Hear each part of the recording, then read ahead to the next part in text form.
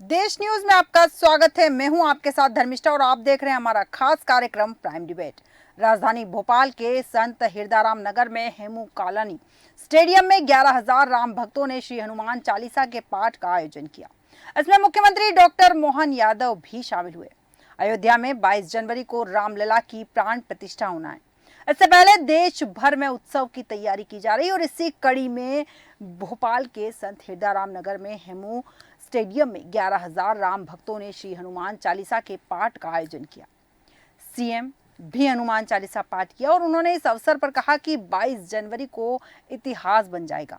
राम राज्य के प्राकट्य का पहला चरण है और अखंड भारत फिर बनेगा। अफगानिस्तान तक अखंड भारत रहेगा। राम मंदिर निर्माण इसका पहला चरण है। हमारा समय वैसा था जब आक्रांताओं ने इसे छिन्न भिन्न कर दिया, लेकिन फिर से वह दौर आएगा। आराध्य का मंदिर दुश्मनों की आंखों में खटकता था। वह समय खराब था, लेकिन अब समय बहुत अच्छा है।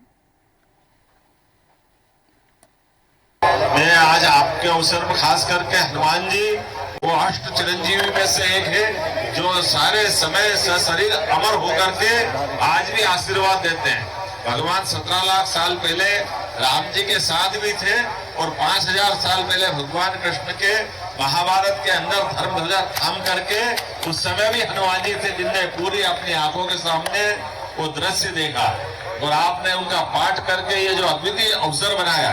जय श्री राम। भारत का सुशासन का राम राज्य के प्राकट्य का एक पहला चरण हमारे लिए सौभाग्य की बात है। 90 बाणों के समय से जो एक संघर्ष 30-32 साल का रहा अभी का, और वैसे तो 500 साल से कई पीढ़ियां हमारी इसी बात के लिए खप गई। हमारे आराध्य प्रभु श्री राम का मंदिर अयोध्या में जो सम्राट विक्रमादित्य ने बनाया था, हम सब आज के अवसर पर भगवान राम के मंदिर का बनना ये हमारे लिए निश्चित रूप से अखंड भारत की दिशा में एक बड़ा कदम हो, ये परमात्मा की इच्छा है। राम मंदिर को लेकर बहुत उत्साहित हैं सीएम मोहन यादव और इस विषय पर चर्चा के लिए हमारे साथ मेहमान जुड़ चुके हैं। मंजरी जैन जी हमारे साथ है, भाजपा प्रवक्ता।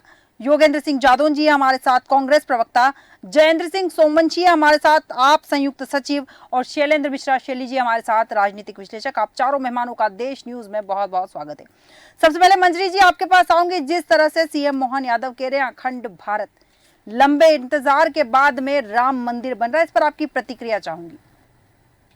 देखिए, सच कहा उन्होंने कि इस देश ने 500 साल तक राम मंदिर निर्माण की प्रतीक्षा की धैर्य के साथ आज जब हम अखंड भारत की संकल्पना की बात करते हैं तो एक बृहद और एक संयुक्त भारत की बात करते हैं, जहां इस देश का एक एक व्यक्ति जिनकी आंखों ने इस भारत को भूमि से अधिक माता के रूप में मानते हो और स्वयं को समुद्र मानते हो। बृहता उठकर समुद्र वसरे देव पर्वत स्तन मंडले विष्णु नमोस्तुभ्यं पाद स्पर्श छम स्वमा कहकर उस माता की जो उस भूमि की को अपने माथे पर लगाता हो, वो वास्तव में इस देश के लिए अखंड भारत की संकल्पना करना एक सपना नहीं है, ये एक निष्ठा है, एक श्रद्धा है। तो मैं समझती हूँ वही बात जो लाखों करोड़ों जनमानस के अंतःकरण में जो आज बात है स्थित है कि ये भारत जो है भूमि का टुकड़ा नहीं है, जीता जागता एक हमारी भारत माता है और जो अखंड थी। और 1947 में जब हम देश आजाद हो रहा था और जिसकी हम खुशी मना रहे थे और उस समय हमने विभाजन का वो दंश भी देखा, तो निश्चित तौर पर जो पाकिस्तान जब बना और 34% वहां हिंदू और सिख समूह रहा करते थे, जहां आज 0% है, फिर बांग्लादेश बना। अफगानिस्तान जो हिंदू राष्ट्र हुआ करता था 7वीं से 9वीं शताब्दी के साल के संघर्ष के बाद, हिंदुओं के अकेले संघर्ष के बाद वो अफगानिस्तान बना और जो इस्लामिक बन गया। तो मैं समझती हूँ कि भारत की भूमि जो है वो कई टुकड़ों में विभाजित हुई। और देखिए, सबसे बड़ी बात ये रही कि इसका जो विभाजन रहा वो किस आधार पर रहा, सिर्फ हिंदू और मुस्लिम के बेस पर। तो मैं समझती हूँ ये बहुत बड़ा दंश भारत के लिए रहा और बहुत दुखी करने वाला ये भारत के जनमानस के अंतःकरण में है। तो निश्चित तौर पर आज वो बात सामने आई है और माननीय प्रधानमंत्री जी भी यह कहते हैं कि हम एक अखंड भारत की संकल्पना करते हैं और इस अखंड भारत की संकल्पना बहुत पहले से 1857 के समय से चली आ रही है। तो निश्चित तौर पर इसको आगे बढ़ना भी चाहिए और हम सब के मन में भी ये इच्छा रहती है कि हम अखंड भारत फिर से बने। बिल्कुल बिल्कुल जी। सही कहा कि अखंड भारत फिर से बने, ये सभी की दिल में इच्छा रहती है। योगेंद्र सिंह जादौन जी, आपके पास आऊंगी। जैसे कि सीएम मोहन यादव ने कहा है कि फिर से अखंड भारत बनेगा, और दूसरा ये कि राम मंदिर को लेकर जितना उत्साहित सभी जनता है, भारतीय जनता पार्टी उत्साहित यहाँ नजर आ रही है, जनता में बहुत उत्साह है। कांग्रेस में कितना उत्साह है, ये मैं आपसे जानना चाहूंगी। देखिए तनुश्री जी, भगवान श्री राम सनातन धर्म के सभी के जो सनातन धर्म में आस्थावान है, सभी बिल्कुल। लोगों के लिए आस्थावान है और वो सभी के राम है। और राम को सीमाओं में बांटा नहीं जा सकता, राम को धर्म में बांटा नहीं जा सकता, राम को पंथ में बांटा नहीं जाता। जब प्रभु श्री राम इस धरती पर थे, सृष्टि पर थे, तब यहाँ पर सिर्फ सनातन धर्म था और उस समय सनातन धर्म के प्रभु श्री राम थे और सनातन धर्म संपूर्ण सृष्टि का संवाद था, संपूर्ण सृष्टि का संचालक था। बिल्कुल प्रभु श्री राम पूरी सृष्टि के नायक थे, महानायक थे और उनके कण कण में राम, हर क्षण राम। ये अखंड राष्ट्र का, अखंड राष्ट्र वाला जो शब्द उद्घोष मैंने सुना है, जी। अखंड राष्ट्र वह राष्ट्र है जिसके अंदर समूचे रूप से एकत्व का भाव हो, जिसमें समग्र देश के प्रति एकत्व हो, राष्ट्रत्व की भावना हो, जी। वह राष्ट्र एक राष्ट्र होता है। राष्ट्र की सरहदें हो सकती है, लेकिन केवल सरहदों से राष्ट्र नहीं होता। संपूर्ण देश हिंदुस्तान एक ऐसा इतना बड़ा विशालतम देश है। जी। आदरणीय मुख्यमंत्री जी कह रहे हैं कि अफगानिस्तान तक भारत, हमारी पूरी दुआएं उनके साथ है, हम उनको साधुवाद देते हैं, तो पूरी तरीके से हम इसके साथ हैं। लेकिन हम चाहते हैं कि आप अपनी नजरें मणिपुर पर भी रखें। मणिपुर भी हमारा ही भाग है, वर्मा हो, नेपाल हो, भूटान हो, संपूर्ण भारत की बात यदि कर रहे हैं और सनातन धर्म की बात कर रहे हैं तो संपूर्ण सृष्टि हमारी है। बिल्कुल।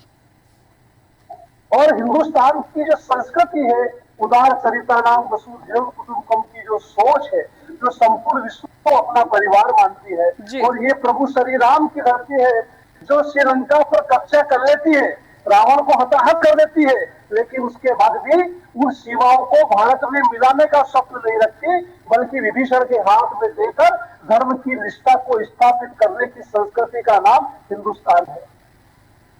बिल्कुल बिल्कुल सही कहा आपने। आप ही के सवाल के साथ मंजरी जी के पास जाऊंगी मैं, उसके पहले जयेंद्र सिंह सोमवंशी जी आपके पास आऊंगी। राम मंदिर को लेकर सीएम मोहन यादव उत्साहित है और अखंड भारत की वो बात कर रहे हैं, उनके इस बयान को आम आदमी पार्टी किस तरह से देखती है? देखिए, सबसे पहली बात तो मैं यही कहना चाहूंगा कि राजनीति करना हमारा धर्म है, लेकिन धर्म पे राजनीति नहीं होनी चाहिए। पहली बात तो मैं यही कहूंगा। बिल्कुल। अब चूंकि 22 तारीख का जो इवेंट है, 22 तारीख को जो रामलला जी स्थापित हो रहे हैं, उसको भाजपा और संघ ने अपना एक इवेंट बना लिया है। क्योंकि वो एक देश का इवेंट था, तो मैं इस चीज पे थोड़ा ये कहना चाहता हूँ।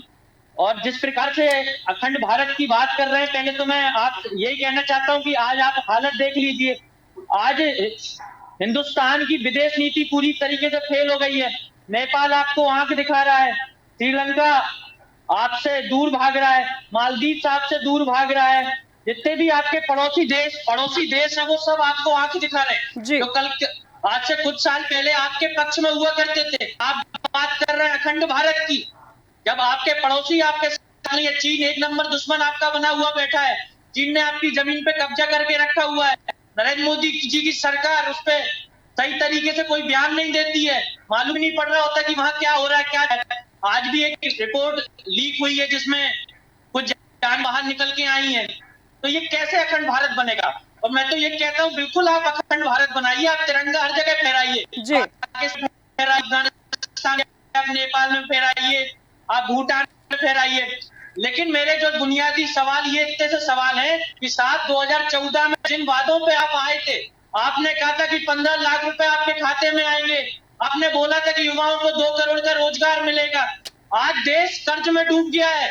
वर्ल्ड बैंक का जो टोटल कर्जा था सब, उसका 15% हिस्सा ठीक है जयेंद्र जी, जयेंद्र जी पुनः आऊंगी आपके पास में। शैलेंद्र मिश्रा जी आपके पास आऊंगी। जिस तरह से सीएम मोहन यादव ने प्रदेश के मुखिया ने ये बात कही है, अखंड भारत के सपने की बात कही है, और जिस तरह से उत्साहित हैं वो राम मंदिर की प्राण प्रतिष्ठा को लेकर, और साथ ही जो अखंड भारत की उन्होंने बात कही है, क्या सियासी मायने हो सकते हैं उनके इस बयान के?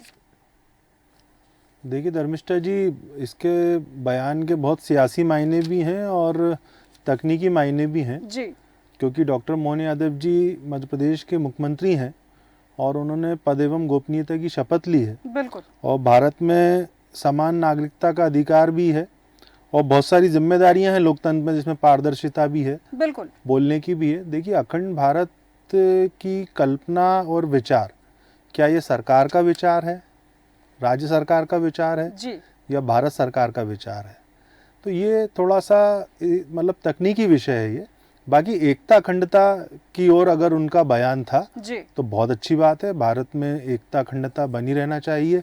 150 करोड़ आबादी का राष्ट्र है हमारा और पड़ोसी मुल्कों के साथ हमारे संबंध बेहतर हों और भारत के भीतर जो अनेक प्रकार के संप्रदाय और जातियों के जो लोग रहते हैं उनके बीच में, सबके बीच में बहुत अच्छा मिलनसार वाला व्यवहार हो। हर एक व्यक्ति जो है वो भारतीय नागरिक की हैसियत से रहे। लेकिन मुझे इसमें ऐसा लगता है कि डॉक्टर मोहन यादव जी थोड़ा सा जोश में कह गए जी, क्योंकि ये हमने देखा है कई बार, ये एक संघ की संकल्पना है, आरएसएस का विचार है। जी, पूर्व में मतलब इस प्रकार की काफ़ी बातें ऑफ द रिकॉर्ड भी होती रही हैं और वर्तमान में जो आधुनिक बांग्लादेश कह लें, पाकिस्तान कह लें, भूटान कह लें, इन सब की एक इतिहास में कहीं हिस्सा है जहाँ पर अखंड भारत की बात की जाती है। लेकिन वर्तमान में जो लोकतंत्र हमारे भारत में है वो पूरे दुनिया भर में जो व्यवस्थाएं हैं उसके हिसाब से अगर देखा जाए तो ये थोड़ा सा मामला मुझे कठिन नज़र आता है। बिल्कुल 150 करोड़ व्यक्तियों का राष्ट्र है हमारा। जी,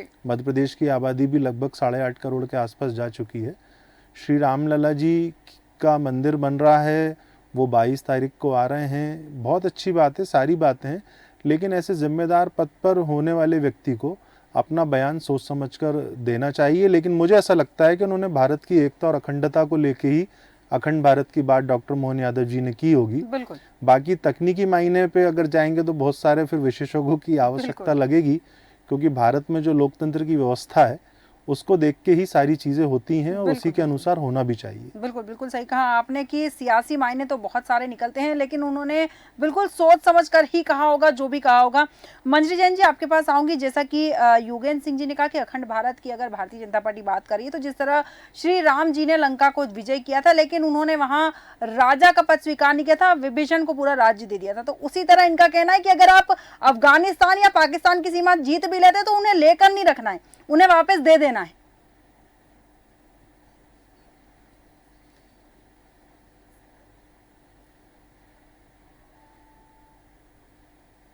वसुदेव कुटुंबकम, हम पूरे पृथ्वी को एक परिवार के रूप में मानते हैं। तो निश्चित तौर पर हम किसी के अधिकार को या किसी की सीमाओं का अतिक्रमण नहीं करना चाहते। एक अखंड भारत की जो संकल्पना माननीय मुख्यमंत्री जी ने की है, हम हमेशा अखंड भारत की संकल्पना करते रहे और जो विभाजन का हमने दंश झेला है वो हम उस दर्द को उस समय के लोगों ने, तात्कालीन जो लोगों ने उस दर्द को झेला था, तो निश्चित तौर पर आज वो दर्द हर हिंदुस्तानी के मन में होता है। तो उन्होंने जो अखंड भारत की संकल्पना, जो अखंड भारत की बात की है, तो उसको जैसे कि शैलेंद्र जी ने भी कहा, योगेंद्र जी की आवाज तो मुझे आई नहीं थी तो मैं सुन नहीं पाई थी उन्होंने क्या कहा, लेकिन थोड़ा सा आप मुझे स्पष्ट करें वो क्या कहना चाह रहे थे। बिल्कुल उनका यही कहना था कि जिस तरह राम जी ने लंका पर जीत पाने के बाद में भी लंका को रखा नहीं, विभीषण को वहां का राजा बना दिया, उनकी अपनी सीमा थी, उन्होंने उस सीमा को छोड़ दिया। उसी तरह जिस तरह से आप बात कर रहे हैं, बाकी सारे अखंड भारत की बात कर रहे हैं, उन्हें दूसरी सीमाओं को जीतने की बात करें तो उन्हें अपने पास रखना नहीं है। अभी दूसरी सीमाओं की तो बात ही नहीं की, आप पता नहीं कहां से कहां डिबेट को ले जा रहे हैं। दूसरा मेरा ये कहना था, जैसे कि जयेंद्र जी ने कहा था कि चीन के बारे में आपको बता दूं, जब कांग्रेस का शासनकाल था, जितना चीन ने अतिक्रमण भारत की भूमि पर किया, उस समय वो कांग्रेस का शासनकाल था। आज 1 इंच भी भूमि दूसरा सुनिए, सीमाओं की बात करते हैं, हटाने का काम किया पाकिस्तान। जयेंद्र जी हमने आपकी बात सुनी ना, हमारी बात सुनिए। शहादत हुई, देखिए कांग्रेस के शासनकाल में हमेशा सैनिकों के ऊपर, हमारी भारतीय सेना के ऊपर पत्थर लेके जाते थे, पत्थरबाजी की घटनाएं होती थी, आए दिन आतंकवादी घटनाएं होती रहती थी इस भारत देश के अंदर, चाहे कहीं भी बॉम्ब ब्लास्ट हो जाया करते थे, छोटे से छोटा शहर भी अपने आप को देखिए असुरक्षित कश्मीर में महसूस करता था। आज वो सब खत्म हो रहे हैं। जयेंद्र जी मेरी बात सुन लीजिए, हमने उन्हीं का बदला लिया, हमने बालाकोट में घुसकर मारा हमारे सैनिकों ने। आज सैनिकों के शौर्य पर भी आप उंगली उठा रहे हैं। कांग्रेस की ये हमेशा से आदत रही है, अब आप भी उसी धारा में बहने लगे तो कांग्रेस का रोना छोड़ देखेंगे, राजनीतिक चश्मे से, राजनीतिक चश्मे से आप हर चीज देखेंगे तो सब चीजें गलत दिखेंगी। कहना चाहती हूँ बात अगर जो अखंडता की जो बात कर रहे हैं आप लोग, दीजिए आरएसएस का इतिहास, अगर आरएसएस का इतिहास बता देता हूँ आपको। आरएसएस का गद्दारों वाला इतिहास रहा है।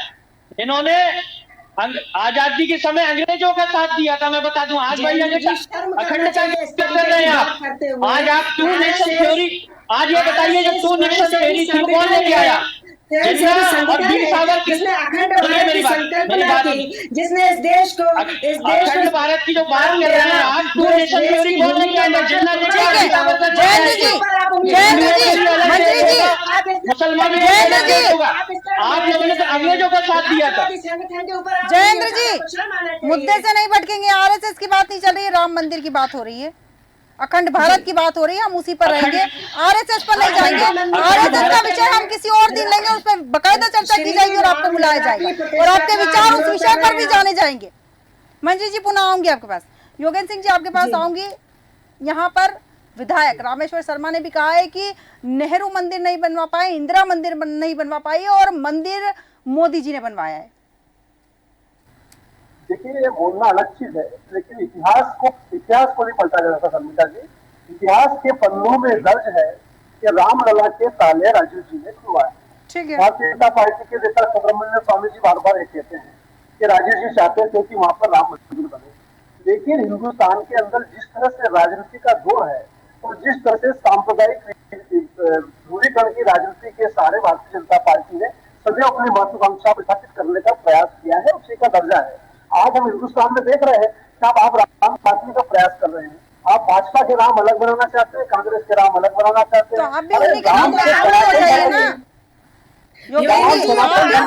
शामिल हो जाइए, विवाद ही खत्म हो जाएगा। के साथ हम क्यों शामिल हो? हम क्यों शामिल? हम तो राम के अंदर, राम हमारे अंदर, हम राम में राम। मंदिर तो एक ही रहेगा ना, आप अलग से मंदिर बनवाएंगे क्या? आप कांग्रेस पार्टी अलग से मंदिर बनवाएगी क्या? सनातन धर्म के जो हमारे प्रखर, जो हमारे शंकराचार्य हैं, हम चाहते हैं कि आप उनको भी बुलाएं। आप जो है राम मंदिर के लिए हर भारतीय तैयार है, हिंदुस्तान का हर नागरिक तैयार है कि वहां पर राम जी का मंदिर बने, भव्य मंदिर बने, विशालतम मंदिर बने, विश्व के धरोहर के रूप में श्री राम के मंदिर को पहचाना जाए। लेकिन श्री राम के मंदिर के साथ में हम हिंदुस्तान की तमाम आस्थाओं को समाहित करके इस राष्ट्र को एकता और अखंडता की सोच के। ठीक है योगेंद्र जी, तो जब शंकराचार्य जी मंदिर को लेकर आवाज उठा रहे थे तब कांग्रेस पार्टी उनके साथ क्यों नहीं खड़ी थी? आज कांग्रेस पार्टी शंकराचार्य जी के साथ खड़ी है, उस समय क्यों खड़ी नहीं थी? कांग्रेस पार्टी शर्मिष्ठा जी हमेशा ही हिंदुस्तान के अंदर शांति और सद्भाव के साथ ही खड़ी हुई है। अगर न्यायपालिका यदि कोई फैसला करती है तो पूरा हिंदुस्तान मानेगा। ये इस देश का संविधान है, ये संविधान ही तुम लोगों का बनाया हुआ है और इस संवैधानिक व्यवस्था के माध्यम से ही आज हिंदुस्तान में श्री राम जन्मभूमि के अंदर राम के मंदिर बनने जा रहा है। ठीक है, और हिंदुस्तान में मानने परिणाम है, आप इसको मना कर क्यों नहीं मान रहे हैं? आपके नेताओं ने आमंत्रण को अस्वीकार करके अपमान किया है प्रभु राम का। प्रभु राम से बड़े हो गए हैं आप। जिन लोगों ने अस्वीकार किया है वो प्रभु राम से बड़े हो गए। आप प्रभु राम का अपमान करते हैं। हर जगह तो आपने प्रभु राम का अपमान किया है। आपने तो प्रभु राम के अस्तित्व को भी मानने से इनकार कर दिया था। राम सेतु को काल्पनिक बता दिया था। हमेशा पर आपने सनातन धर्म के ऊपर हमेशा उंगली उठाई है। आपको भगवा आतंक नजर आता है, बजरंग दल के लोग आपको पुण्य नजर आते हैं, हिंदुस्तान में जाकिर नाइक में आपको शांति का दूत नजर आता है। करती है ये एकता की संस्कृति है, दया की संस्कृति है, करुणा की संस्कृति है, ये प्यार की इसको आप मानते कहाँ है? आप इसको मानते कहाँ है? आपके नेता कहाँ मानते हैं? दुनिया में हर जगह व्याप्त है, देखिए संपूर्ण सृष्टि में व्याप्त है। देखिए, चैनल पर बैठ कर कहने से नहीं होगा, ये दिखता है, हमारे आचरण में दिखना चाहिए, हमारे मन में अंतःकरण में दिखना चाहिए, वो तो दिखता नहीं। आज सब चुनावी हिंदू बनते हैं, चुनावी पुजारी बन जाते हैं। आप देखिए 2023 के विधानसभा चुनाव में कोर्ट के ऊपर से जगह धारण कर रहे थे, कभी हनुमान जी का भोगा उठा रहे थे, कभी नर्मदा जी की आरती कर रहे थे। ये आप चुनावी हिंदू बन ठीक है मंजरी जी, मंजरी जी, योगेन जी, योगेन जी, मंजरी जी, पुनः आऊंगी आपके पास। शैलेंद्र मिश्रा जी आपके पास आऊंगी। जिस तरह से मंदिर की बात आते ही विवाद शुरू हो जाता है, एक तरफ हम राम के साथ हैं, दूसरी तरफ हम राम के साथ नहीं, हमारे राम अलग है, आपके राम अलग है। कभी कभी समझ नहीं आता कि राम कितने हैं। एक तरफ कांग्रेस पार्टी कह रही है कि हम सहमत हैं, मंदिर से भी सहमत है, लेकिन फिर कहती है कि मुहूर्त पे सवाल है, कभी मूर्ति पर सवाल उठाती है, समझ नहीं आ रहा। और एक समय लोकसभा चुनाव आने वाला है, ऐसे में इस तरह की जो बयानबाजियां सामने आ रही है कांग्रेस की, कितना नुकसान पहुंचाने वाली कांग्रेस को। क्योंकि अगर बात करें हिंदुस्तान की, अगर हम बात करें तो सभी राम भक्त हैं, सभी राम भक्त हैं, यहाँ पर अधिकतर लोग राम भक्त हैं, और मंदिर को लेकर जो उत्साह लोगों के बीच में है वो देखते ही बन रहा है। देखिए धर्मिष्ठा जी, जो आपकी आज की चर्चा का जो विषय है और जो चर्चा बीच में जहाँ भटक गई थी जी, ये सबसे बड़ी तो मुझे कठिनाई जो नज़र आती है विपक्षी दलों के लिए और ख़ासकर मुख्य विपक्षी दल के लिए, जी, वो विषय से भटक जाते हैं। अभी इतना गंभीर विषय है, डॉक्टर मोहन यादव जी ने पद एवं गोपनीयता की शपथ ली है। बिल्कुल। अगर वो अखंड भारत की बात कर रहे हैं तो विपक्ष को पूछना चाहिए।